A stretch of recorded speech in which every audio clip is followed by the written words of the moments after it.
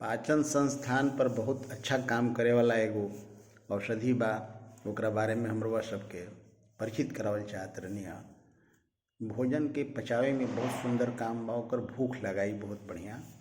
वो औषधि के बनल बनावल औषधि आवेला, ओकर सिरप बा।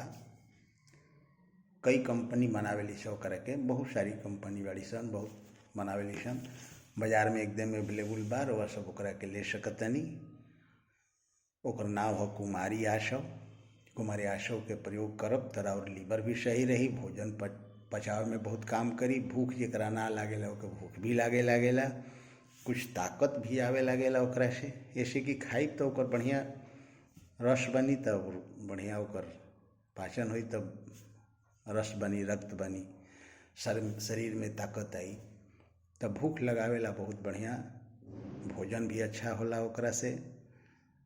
औषधि अगर ए तरह के कोनो दिक्कत होके तो ये औषधि के प्रयोग कर सकतनी। कुमारी आशव कहीं भी बाजार में मिल जाई, कोनो कंपनी के ले सकतनी।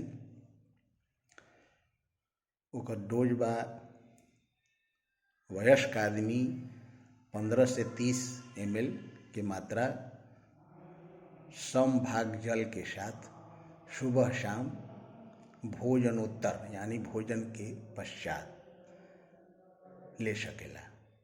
तरवा सब कुमारी आशव के प्रयोग कर सकेला पाचन संस्थान के सही करे खातिर। जय जय भोजपुरी, घर घर भोजपुरी। नमस्कार, प्रणाम करतनी।